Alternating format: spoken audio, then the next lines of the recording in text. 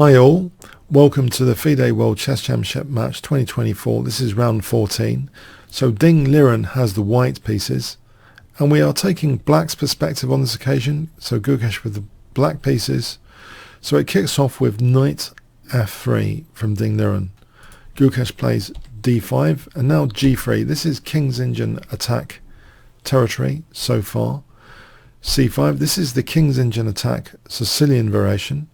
After bishop g2, it actually now becomes the King's Indian attack French variation. And after d4, now we've actually transposed into a reverse Grunfeld defense. Okay, so named after Ernst Grunfeld, one of the leading hypermodernists. So yeah, the hypermodernists believe that you could exert influence on the opponent's center, let the opponent occupy the center and try and exert influence later. So Nimzovich was also a hypermodernist. Richard Ratty. So yes, the hypermodernists really contributed a lot to chess. d3 would keep it as a King's Indian attack, and from an engine perspective, black is actually doing pretty well here, slight advantage. So anyway, d4 may actually be a more critical test theoretically. We have e6, white castles, c takes d4, knight takes d4. So here, knight ge7 was played, which at first looks a little bit awkward, doesn't it? Blocking in the bishop. If bishop c5, knight b3, the bishop could drop back to e7, and white could strike at the center in hypermodern tradition with c4, striking at this occupation. And it's a little bit tricky here. If knight f6, maybe this is a solid approach, black might have to consider a kind of positional pawn sacrifice, this position, get the queens off, and black does have enough activity, it seems, to claim equality at the very least. Yeah, white looks to have issues on b2 here. It's overall even. If instead d takes c4, white can take the queens off here, and if knight takes d8, let's go with knight takes d8. There's knight a5, and white should have a small edge there. But otherwise, yeah, white might actually be considering bishop takes c6 sometimes as well. So anyway, it's an interesting position. Bishop c5, yeah, knight b3. So anyway, in the game, yeah, knight ge7, so it looks a little bit strange perhaps. c4, we have knight takes d4, queen takes d4, and the knight goes to the fellow knight's location. Queen d1 and now d4. e3, chipping away, trying to chip away at the center. Bishop c5. This is what looks to be the safe bet here because our king's in the center. So that looks to be the safe bet rather than encouraging potentially a rook e1 check. Now if e5, e takes, and here it starts to be a bit dangerous looking. So anyway, bishop c5 is played, e takes, d4. There were some interesting variations I was checking out during the live stream on a3 where white accepts an isolated e pawn, and it's not actually that bad. It looks as though after a5 this would be a key move to stop b4 sometimes, and b3 would be needed here, and to stop a4. And if knight c3, as example, a4 should equalize for black. White can't use the a4 square as well as that kind of stopping the b pawn. This should be equal for black, so as example here, around about equal anyway. If black doesn't play a4 here, if f6, funny enough, knight a4, there's pressure here after b4. This is actually possible. This is a funny situation where knight takes b4. Can you see what white plays for 10 points? Yeah, knight b6. You can see this is a nasty tactic. After rook a4, black's losing material. But in this whole line, yeah, the advantage is neutralized in advance with a4. So imagine white plays b3 though, king e7. This should also lead to an even position. At first I thought white was growing in valuation, but looking at it again with deeper analysis, it just seems to be an even position overall. It's not terrible to have the pawn on e3 as it might seem. White does have compensatory aspects here. There's a 3-2 pawn majority. The pieces are pretty good. Overall it's even. So yeah, a3 was an interesting alternative. Queen h5 was also an interesting alternative because there's no f6 knight around. This is more justified than usual. If the queen protects with queen b6, e takes d4, bishop takes this position. Let's take this position, black castles, rook b1, a5, b3. It should be even. As long as black doesn't play queen e7, there might actually be something going on here. If knight d2, this is crazy stuff. But this could be extremely, a dangerous thing for white to do. So if there's a thematic tournament from this start position somewhere, yeah, this is good to know that d takes here. There's knight e4, e takes, and black's in a world of pain. Bishop d4, bishop g5, queen c7, rook ad1, and say black castles. Can you see how white wins here? Yeah, there's rook takes d4, then knight f6 check, and this is basically winning. Say rook d8, queen g5 check, queen g7 check, queen g8 check, queen takes f7, c5, absolutely winning like that. That's checkmate, or winning the queen. So anyway, yeah, in a nutshell, queen h5 is an interesting move, but it does seem as though queen b6 might be the way to go here. So the other move which is interesting at this point is a3. And yeah, we get interesting positions with an isolated e-pawn. But anyway, Ding Liren played e takes d4, which isn't as fun as those two. I would say bishop takes d4. Now knight takes d4 would be a bad mistake. Can you see what white plays here for 10 points? Yeah, b4 is possible here. If bishop takes b4, queen a4 check, hitting the bishop. If knight c6, bishop takes c6 check, and queen takes b4, winning. The other thing is, after b4, if bishop e7, bishop b2, there's a lot of pressure on the black position. Knight c3, and white's got that nice d5 square here. This is a nice big advantage for white. So anyway, bishop takes d4 is important to play. Knight c3, black castles. Now here you might think, what about doubling the pawns? Yeah, it's trade-offs though. If black has doubled the pawns instead of castling, trade-off, white's got the bishop pair and strong pressure on the position. Overall, white has a small edge. Doesn't matter so much about the pawn structure here in this situation. Chess is a pretty situational game. So black castles, knight b5, bishop b6, b3, a6. Now there was speculation about, for a moment or two, that b3, isn't there an issue here that the knight's no longer protecting the queen? Isn't there bishop takes f2 check?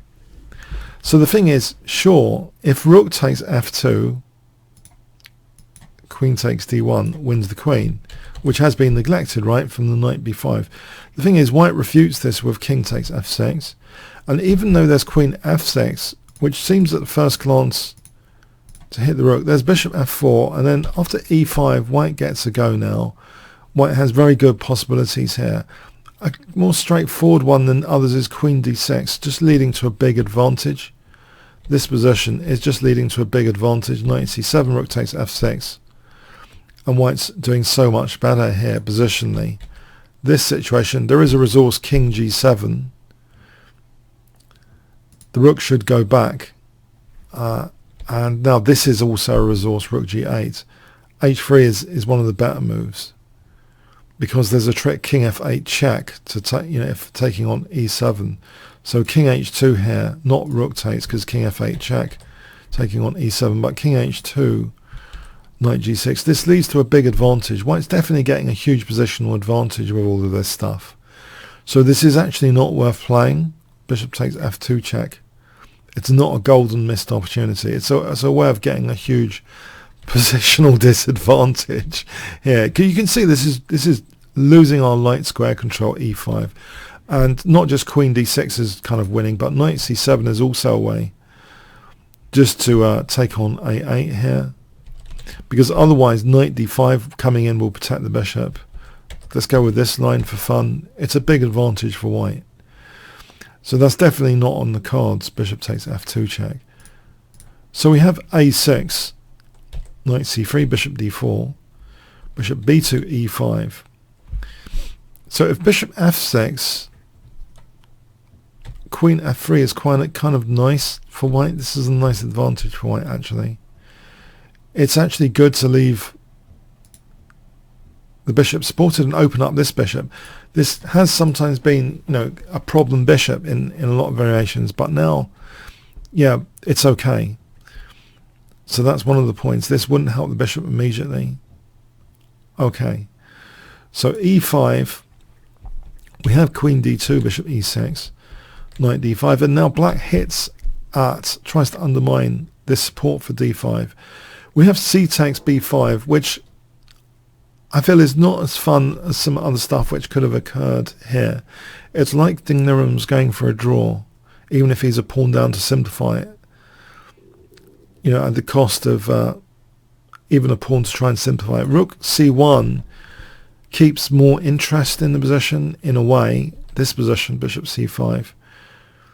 Queen e2 is even, but what if also, there's bishop takes d4, bishop takes d5. This is also an even position. Going into an even position, the pawn is pinned to the knight. This position goes to equality. However, forget rook ac1. There's also an interest in bishop takes d4, where I felt both sides were undermining each other's knights in these variations. I thought this was quite fascinating during the live stream. So if b takes, rook c8, white plays rook ac1, queen d6. Yeah, because if pawn takes, white's taking the knight. But imagine this scenario, f takes now, and black has to play queen c5 here. If queen takes e5, then rook fe1 and winning material. So after queen c5, there's a knight f3 double check tactic. King h1, knight c6, and it turns out this resulting position may actually be a small edge for white. So this does seem certainly more fun than what happened in the game, at least from the white perspective. White should be getting a small edge. So just to recap there, I thought instead of rook ac1, instead of c takes b5 rather, rook ac1 summarized just goes to equality. Bishop takes d4 has some interest for undermining implications. And if e takes d4, there's a weakness of the last move. So knight f4 is strong here for white. And also hitting c6. So rook c8, this inflicts structural damage with advantage for white. So yes, bishop takes d4 at move 19 seems a kind of opportunity white had for some interest. So let's go there again. We're saying b takes, rook c8, rook ac1, queen d6. Other things like f6, there's queen e3, here queen d6. This situation is also quite interesting. It leads to a small edge for white. Rook c5 here.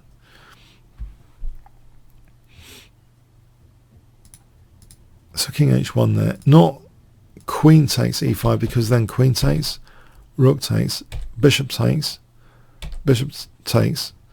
and guess what black has here? Yeah, black can play for 10 points.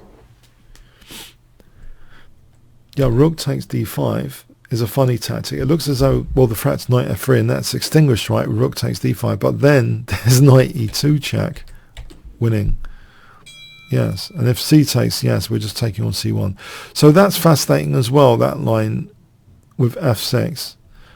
So with best play from both sides, it should lead to a position which might be a small edge here for black. Fascinating.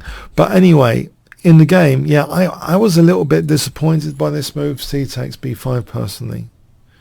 Not the fun stuff I checked out there. So a takes, well, some of the fun stuff. A takes is played. If bishop takes d5, you might think this is an option, but white's getting an advantage here. After bishop takes b2, queen takes, queen d5 check, queen takes c6, white ends up a pawn up here with advantage, at least in theory. So a takes b5, we have knight f4, so that's looking at c6. We have e takes f4. If bishop takes b2, queen takes b2, e takes, bishop takes c6, this position, rook fd1, queen b6, bishop d7, goes into equality, this scenario. This goes into equality. Okay, so e takes f4 is played. We have bishop takes c6, bishop takes b2, queen takes b2, rook b8. And it seems to be heading to drawish lines after bishop f3, f takes, so black gets to undouble the pawns and plays b4. So this is where one pawn's kind of restricting two, like Capablanca kind of has emphasized this kind of thing, where one pawn restricts two. We have a4, which actually may be an inaccuracy. There are other moves here, and it's interesting. Maybe Ding Liren was in a quest for simplification, even if going a pawn down. He didn't want more tension in the position. So I'll show you what happened after this. So b takes, rook takes. It looks as though that's quite a vulnerable pawn. Queen d4. Yeah, it looks as though it's like an obvious bid for simplification here. We have queen b5. So in this situation, if queen takes d4, in fact, Ding Liren would be quite right here in that this should be quite simple for white to draw after bishop d5. Now, here if rook d8, that loses to bishop takes f7 check, losing the rook. But this situation with bishop takes, rook takes should be drawable. Okay, even a pawn down for white should be drawable. But queen b5 changes things slightly. So b4 is played. Now here, if rook d3, this does seem as though this is possible, rook d3 instead of b4. For a start, if rook fd8, white should be happy to get two rooks for a queen, and this should be a stable fortress position even. If rook fc8, queen e3, this position, there is a danger here actually after queen f5 threatening queen h3 check. g4 should be sufficient, and then some simplification, and it should lead to a situation which is similar to what happened in the game actually. Well, not that similar actually. It's 3-1 pawn majority. It's not similar. It's a 2-1 pawn, 2-1, but 1-0 over here. This is actually more easy to draw than what happened in the game, in my view. So that's all kicked off with rook d3. So we're not saying rook fd8. We're saying this move, rook fc8, and yeah, even if queen takes, there's queen takes d3. But let's imagine king g2. It does, with best play, it should be kind of drawish, as you might expect. So anyway, b4 is played. So why is this so bad? We have queen takes b4, queen takes, rook takes. It's only black that can really play for a win here, even though there's this forceful simplification move. It's only black that can play for a win. And you might think, well, a lot of people were convinced this should head for a draw and we're going to get tie breaks. So we have the move g5. So Gukesh is very determined to actually get the most out of this. Yeah, I mean, we saw some grueling endgames in the Magnus Carlsen versus Vicianen match where some, a lot thought it was going to be a draw, but then Magnus Carlsen managed to grind something from nothing. It was like grinding something out of a stone, getting water out of a stone. But here, bishop d5, we have bishop f5, so the bishops are kept on deliberately. Keep some tension in the position, otherwise it is much more easy for white to draw. We have rook c1, king g7, rook c7, the bishop protects f7. Rook c4, white's really wanting a draw. rook and bishop are kept on. Both rook and bishop are kept on, maximizing the probabilities of something horrible happening later. We have h5, rook a4, rook e5, bishop f3, king h6, king g1, rook e6. So is black making progress? g4, you might think, yeah, it's also a position to play from. It's a position to play from. It should be about equal. So rook e6, we have rook c4. Remember, Ding Liren's also getting short on time here as well. We have rook d6, bishop b7. And now we also, by the way, after that g4 had occurred, yeah, one pawn is also restraining two again. We saw that on the other side of the board earlier. One pawn restraining two. Bear that in mind. And also bear in mind here that actually a strategic pawn break for black to look out for now, yeah, white did play f3, is going to be this move f4 at a terrible moment. So here, yeah, f4 is a concern. At the moment, the rook stops f4. So bear that in mind. The rook is hanging around this fourth rank to stop f4. We have bishop f7, king f2, rook d2 check, king g1. So if king e3, or the rook can't go, the bishop is scanning g2. There's no rook g2, right? But rook h2 might be a try, you might think. This position, though, as though, yeah, the rook's still eyeing f4, though. So king f2, it's not really doing anything. Yeah, as long as f4's not possible, it should be even. So yeah, king g1 was played. So king e3, rook h2. It's not doing too much. So that's even possible to do this, basically, king e3. But king g1 was played. We have king f6. Rook b6 check, king g5, rook b4. Bishop e6 now, rook a4, rook b2, bishop a8, king f6, rook f4, king e5. And here is where a huge blunder actually occurred. Remember I told you about this f4 being quite dangerous. Rook f2 facilitates that under very good circumstances here. Very good circumstances. It's a huge blunder. Actually, if rook a4 had been played, this should be drawish. So the rook keeps control against black playing f4.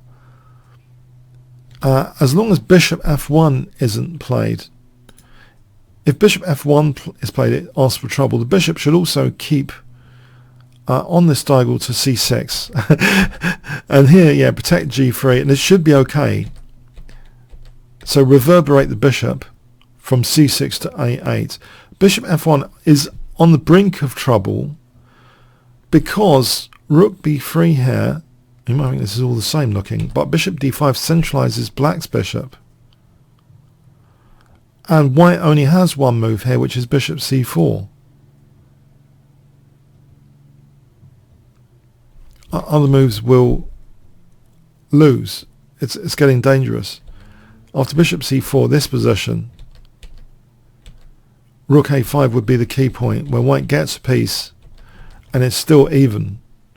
So there's no chance of black losing, basically, here. Instead of bishop f1, though, yeah, just reverberating the bishop would be the key thing, with the rook keeping it on f4. So anyway, so yeah, rook a4 is interesting. Bishop h1 is also on the same level as a huge blunder, it seems, here, because of a check.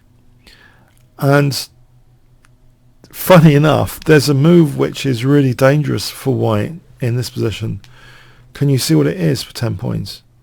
Which kind of vindicates playing on sometimes, even if engines think it's equal. Engines are engines. They've seen all the millions of positions to justify an evaluation. But bishop b3 here, funny enough, is dangerous for white. If rook b4, bishop c2, and this is very clever stuff indeed, where if rook c4, bishop e4, and this is just forcing a transition of pawn structure with that's a winning pass pawn here. It's just a winning pass pawn. So yeah, there's some fun, really subtle stuff that goes on in endgames. And by the way, I do have a complete guide to chess endgames, which is doing very well on Udemy. If you want to check out my courses page, the complete guide to chess endgames. So this position is just winning for black. So that is really amazing in a way. Bishop h1 is actually losing to this move, bishop b3. So with the key idea, bishop c2 to e4. Amazing. If bishop c6, rook c1, this position, rook c4, rook c2, forces like rooks off as well. And if rook f1, bishop c2 again for bishop e4. And this is winning for black. So bishop h1 would also be on the same category level of disaster move. Also king h1 would be a mistake here. After check, rook b8, bishop c6. You might think, why is this a mistake? Well, king d6. And here, yeah, the bishop's kicked off this key sensitive diagonal. So actually this bishop takes over the diagonal. And after bishop e4, black's just getting a big advantage here. f4, cracking open a passed pawn. And there's ideas of mating here soon. King e3 now threatens rook h1 mate. So it's like a winning position. So there are actually two other disaster moves then. King h1 and bishop h1 with accurate play. But rook f2 is one of the disaster moves. So the key thing would have been to keep control of f4 and keep reverberating the bishop from c6 to a8. But with this move now, we have rook takes f2, king takes, and guess what happens here for 100 points? Bishop d5. Yeah, we want to get this bishop off, because if we played f4, it's dead draw, right? Because the bishop will sacrifice itself if needed. It's going to be a draw here. But bishop d5 is a different story. It's actually completely winning. Bishop takes. There's not behavioral moves. It's a completely winning king and pawn ending. It's cruel, but that's cruelty of chess. This is completely lost for white because we use this method of shouldering the king away. You can think of shouldering as getting the opponent's king away from key squares of interest. So white has to resign here. If king f2, it's a very, very cruel zugzwang position. What would you play here for 200 points? It's not f4, that only draws. We have a standard draw here, keeping the opposition, king g1. This is opposition draw. No, we don't play f4, we play actually king d4, and it's shouldering at work here. King e2, we're getting the opponent's king out of interesting squares. We want the king to stop having an eye on the f3 square. So now king d3. And here, king e3, we're getting into the f3 square, an easy win. And if king f1, king e3, and then we shoulder the king away from f3, and then this is going to be an easy win. Or king h2, here, it's not a stalemate just yet, it's an easy win. So anyway, yeah, so through sheer determination, and with nothing to lose really, a pawn up, Gukesh won this game and has become the youngest ever world chess champion. Wiki has already been updated, so I'll just tell you the bit from Wiki. So Gukesh Dommaraju, born 29th of May 2006, also known as D. Gukesh, Indian Grandmaster, 18th World Chess Champion, and he's 18. He's the third youngest Grandmaster in history, the third youngest to reach a chess rating of 2700, the youngest to reach a rating of 2750, the 18th highest rated player in chess history, with a peak rating of 2794. He is also the youngest candidates winner and the youngest World Chess Champion winner, beating Ding Liren of China. He has won one team and two individual gold medals in the Olympiad, as well as the bronze team medal. He's a silver medalist at the Asian Games. So yeah, congratulations to Gukesh, 18th world champion at 18, the youngest ever world chess champion in chess history. Amazing stuff. It shows that actually, you know what, even if engines say something is a draw, you can play it out for a win, grind out those wins from endgames. Check out my complete guide to chess endgames course. You can get a lot of points from endgames, as this game shows, even in totally high profile events.